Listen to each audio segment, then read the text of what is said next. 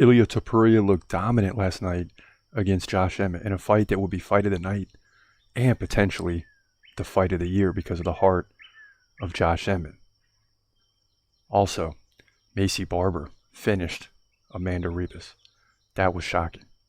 And one fighter may have potentially revealed Khamzat Chimaev's next fight. We'll get into these topics and more next. Broadcasting live from an undisclosed location. This is The Community MMA with your host, Chris Cross.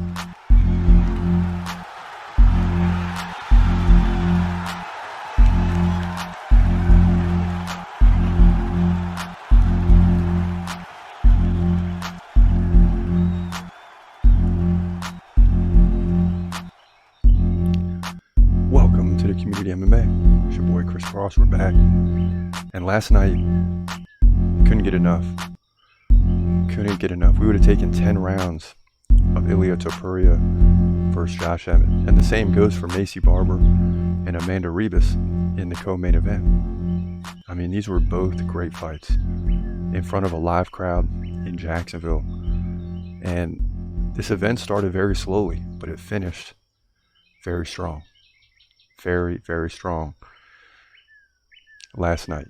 So let's just begin with the main event. So as we predicted, Ilia Topuria would come in here and dominate this fight. And we also expected Josh Emmett to have a big heart in this fight, to be strong. And he showed it, man. Even when the doctor came out in between rounds 4 and 5 and tried nearly stop the fight, Josh Emmett said, "No, I'm ready to go." I mean, this is a guy that came in, 18-3 against a 13-0 Topuria. Topuria is on the rise. Josh Emmett has all types of experience, but at the end of the day, Topuria just dominated this fight, 152-87 in significant strikes. Forget about it. 3 takedowns, 3 minutes and 35 seconds of control time. Emmett, no control time. So he gets doubled up in the striking. He gets taken down 3 times. And when the 5th round started, it's like Josh Emmett knew he was down. He was just throwing everything at Topuria for the first minute and a half and then kind of ran out of gas. And Topuria just ran the clock down. Topuria had the opportunity to get the finish in round 4 and went for it. And that's what caused the doctor to come in between rounds. But credit Josh Emmett for getting to the end. And despite there being a 50-42 on the judges' scorecards, a 50-44 and a 49-45, to me, this might have been the best fight of the year. You know, and sometimes when you look at the best fights of the year, you see the significant strikes are very close, the takedown and control time is close. But if you go back and watch this fight, if you didn't see the whole fight, tell me this wasn't the fight of the year, at least up until now. Halfway through the year. That's definitely in the top 3, if not the number 1 fight. Now, Topuria has run off 6 straight wins in the UFC. I mean, he's undefeated, right? Beating Josh Emmett, decision. He submitted Bryce Mitchell. That's crazy. Jai Herbert, he KO'd him. He KO'd Ryan Hall. He KO'd Damon Jackson. And he beat Yusuf Salal by decision. And if he fought Yusuf again, he would finish him. So the guy is an absolute machine. Is he ready for the likes of Alexander Volkanovski? I don't know. I say give him 1, 2, 3 more fights and let him build himself up. That way he doesn't go into a fight too early, potentially get beat, and then they draw you out for 2 or 3 years before you get another title shot. But Ilia Topuria is certainly on the rise. He's a guy that is going to be around for a long time. I mean, he just is. The guy's just 26 years old. And he's doing some big things as he enters the prime of his career. Not even in the prime. I say you enter the prime at like 27, 28, and you get a 4 or 5 year run to you're about 33. And then you start to slow down. Not all at once, but slowly as you head towards 40, you slow down. So El Matador, Ilia Topuria, is on the rise and will now be top 5 in the featherweight division. So impressive performance last night. Speaking of impressive performances, Maycee Barber looked impressive last night. The fact that she got the finish over Amanda Ribas is crazy if you really think about it, because Amanda Ribas is a very good fighter. And this was the reaction last night as our prediction fell, because we had Ribas predicted to win, but we like Maycee Barber, so it created a conflict of interest here. Check this out. Maycee Barber showing signs of life as she gets back to her feet now and finally gets separated. So here we go. 2:10 left in round 2. And we knew this would be a tough fight to watch because we predicted Ribas to win, but we really want Barber to win, right? So it's one of those situations where the prediction is against who I like better, and that happens sometimes. Man, and this is an absolute battle. Look at both of these fighters, man. This looks like it's a 6-round fight already. Oh, and a left and a right now by Barber. And Ribas backs off, and that got her attention. Oh, my goodness. Oh, big right, another right. Ribas in trouble. Crowd's on their feet. And Ribas is going for the takedown now. She's in trouble. Hammer fists away by Maycee Barber, and we're about to lose this prediction, but that's okay. As Maycee Barber pounds away now, Ribas is in all types of trouble. Look at this, man. This ain't the fight of the night. I don't know. And that's it. The ref jumps in, and Ribas is not happy about it. She grabbed Maycee Barber right then and stopped the punches, but the ref jumped in already, and it is a good stoppage. Maycee Barber made a statement here, man. And again, I'm not joking. Both fighters look like they went through a 10-round fight, and we're only near the end of the second round. Look at this. All the crowd is on its feet for both fighters. I mean, they both came in and just were landing punch after punch on each other. Barber 61-36 in significant strikes. And you see, boom! High kick lands, and that starts everything. And then Barber lands a left and a right. Here it comes. Bang! Woo! Yeah, and it's funny because we get criticized for that all the time. I think every fight is the fight of the night after it happens. Even if it's a 10-second KO. I'm like, that's the fight of the night. You know, it seems like it always gets better and better when you watch this stuff. But that was definitely a good one. Of course, it will be trumped by Emmett and Topuria, for sure. But Maycee Barber looked good last night. Credit her for the big win, a.k.a. the future. She's got to work on the takedown defense, but, you know, since the loss to Alexa Grasso and Roxanne Modafferi back-to-back, and she's young then, but now she's growing, right? Beating Miranda Maverick, Montana De La Rosa, Jessica Ai, Andrea Lee, all by decision. And then she goes in there against Ribas and gets the KO. So you can see, like, you know, you can win fights by decision, but eventually you got to start to prove yourself and get finishes and make statements. And that's what happened last night. A statement was made. And I could see 2-3 years from now, I could see Maycee Barber winning the belt, winning the strap. I just can. And it's highly unlikely that I'll predict against her again, because I'm rooting for her, but I'm also rooting for my prediction. So it certainly creates a conflict of interest. Now, as we go through, you had another big fight between David Onama and Gabriel Santos. Highly anticipated fight. And this one didn't go our way either. It was a rough night last night. Check this out. Onama misses on a right hand. Gabriel Santos continues to move forward, trying to track him down. I mean, Onama's a tough guy to track down. This is why he's pulling away in significant strikes at the 1-minute mark of round 2, and a big left elbow by Onama. And a leg kick by Santos, who takes a right now. Look out. When Onama's really taking advantage of these shots, man, with the counters as well. Lands a big right. Oh, Santos is done. Santos is done. And finally, we get a real KO tonight as David Onama climbs the cage. He's going to move to 11-2, and that's a signature win for him. Especially the way he finished it. I mean, he rocked Gabriel Santos. Yeah, and David Onama's a guy that's getting better and better. I mean, he is. The guy's getting better and better. He's 11-2 now. He averages 5.4 significant strikes per minute. Gets the KO win over Gabriel Santos. Lost to Nate Landwehr by decision, but he wins that fight 2 or 3 years from now. He's won 3 of the last 4, beating Garrett Armfield by submission. He KO'd Gabriel Benitez. So he's undefeated against Gabriel's. Beating Gabriel Benitez and Gabriel Santos both by KO. So that's a guy to keep an eye on, right? I think he trains with Adesanya, and I forgot to keep that in the back of my mind when making that prediction. So we got that one wrong. Don't worry, we got some right too. Especially in the next one, which was just a great fight to watch because you have Brendan Allen versus Bruno Silva. Brendan Allen, all in, we already know. Bruno Silva is a beast, fighting some of the best guys in the division, including Alex Pereira.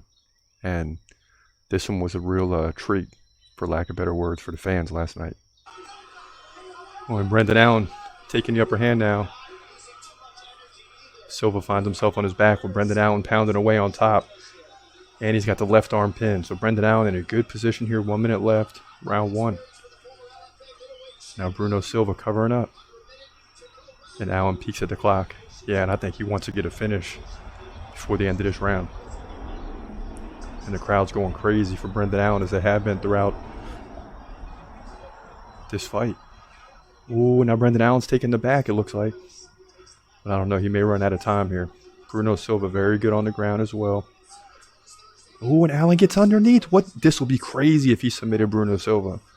Oh! Oh! He taps, let's go! What a win for Brendan Allen, who just tapped out Bruno Silva. Unbelievable. And this is a big deal because Bruno Silva is good. Trust me when I tell you. I thought this would go to a decision and be an absolute battle. And that's a huge win for all-in Brendan Allen here in the first round by submission. Yeah, so huge win for Brendan Allen. And he's looking good as of late, winning 5 in a row against like Jacob Malkoun, Sam Alvey, Jocko, Andre Muniz, and Bruno Silva. 4 of those 5 by submission. So now we're getting a little hint maybe of who Hamza's next fight would be, because the word is that Brendan Allen was told not to call out Jared Cannonier. And when interviewed, he says, I plead the fifth. I fear no man. I fear no man. I turn down no fight. If that's what Hamza Chimaev wants, he can come and get it. I don't care. Anyone can get it. Hamza, Cannonier, Vettori, anyone. They can all get it. I don't care. So there's a reason that he was told by his team, allegedly, not to call out Jared Cannonier. And, you know, Hamza versus Brendan Allen is not the best fight that we want as Hamza fans, but it's a fight. And if Hamza wins that one, he'll be ranked in the middleweight division, which only makes it harder to get a fight, really. You know, and if he does win, they'll just say, oh, you're 12 or 13 in the division, which is where Brendan Allen is. You got to, you know, so he's going to be 3 or 4 fights away if he takes the Brendan Allen fight. But at this point, we just want to see a fight. And this is a good one because the UFC is going to look at this as, well, let's test Hamza because of the submission ability of Brendan Allen. Let's get him up against a guy that can really finish his opponents by submission. That if it does go to the ground, it's not necessarily over. But I'm here to tell you, it doesn't matter who Hamza's in there with, he's going to make their skills look highly diminished. Please believe it. Hamza beats Brendan Allen as good as Brendan Allen looked last night, even though that was a signature win over a guy like Bruno Silva. So looking at how it went down last night at UFC Jacksonville, you see, if you go to fights 10 through 13, the first 4, we start out 0-4. It's going to be a rough night, right? But then we get 5 in a row with Tabitha Ricci, Mateusz Rebecki. I like that guy. Randy Brown, Neil Magny, and then Brendan Allen. Then we lose back-to-back fights in Gabriel Santos and Amanda Ribas. Justin Tafa got poked in the eye. That was a no contest. And then we needed Topuria to win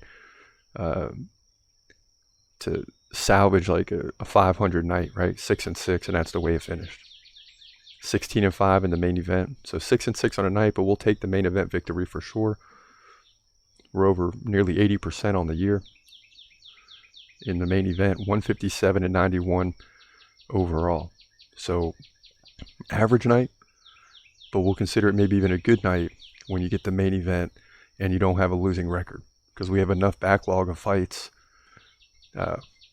We're 66 more fights right than wrong. So we'll take that all day, every day, especially at the midway point. But that's what it looked like last night. A very, very tough night of fights. And we continue to have problems with the earlier fights. I mean, we kind of got lazy with the first 4 fights. By the time I get there, I've already done 9 or 10 predictions. I'm just trying to get through it. And I got to settle down and study those fights a little bit more, especially when you have these names of the unknowns like Chepe Mariscal last night. I knew after that prediction was made and people were weighing in the comments that I was in trouble. And I went and looked at his resume and I was like, oh man, like 5 of the 6 losses are against decent UFC fighters. So it's going to be a tough night for Trevor Peek, and that's what happened. Chepe got the win. So we started out 0-4. But we always rebound as the card heads to the top as we get closer to the end. Now, as we jump into the Q&A, you're going to see a lot of people talking Hamza, a lot of frustration out there.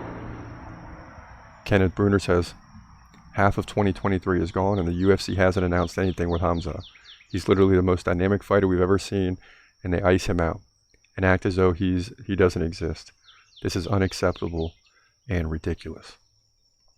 And it is, man. He is one of the most dynamic fighters we've ever seen, and we can't get a fight. I mean, it's crazy. Astro Boy 1207 says, it's not backpedaling. He just made 400K plus for that fight with Marvin. I wouldn't fight Hamza either, and he already been a company man in Fault Wars. High risk, low reward.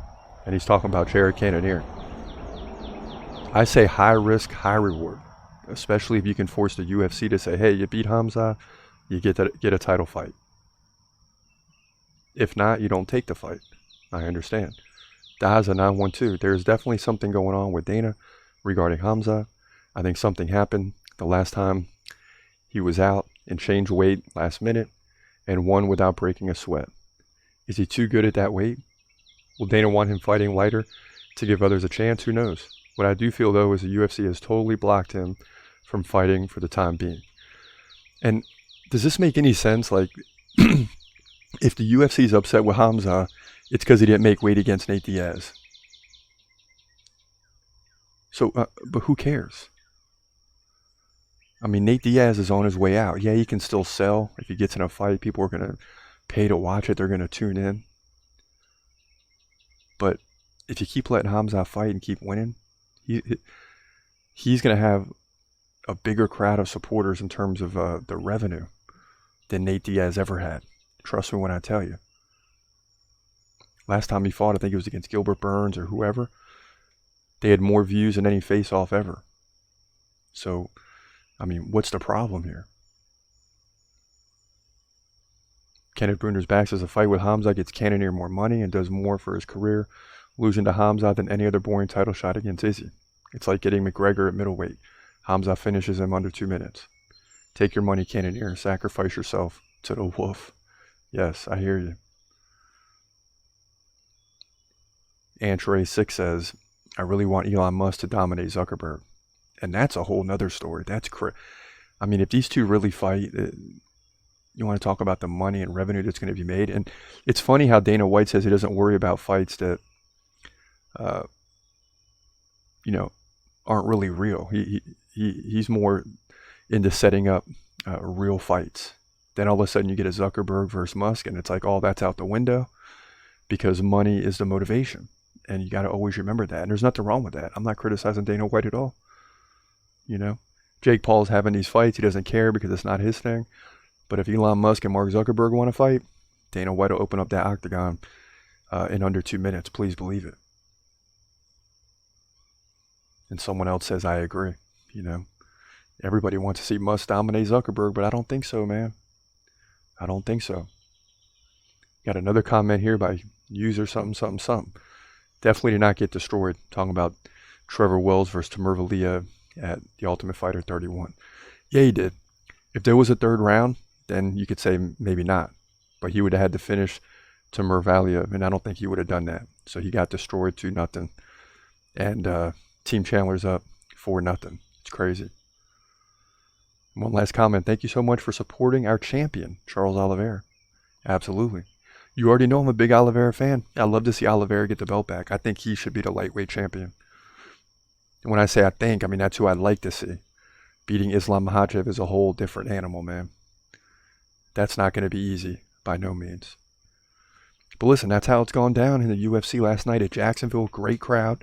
Crowd was on fire. People were excited.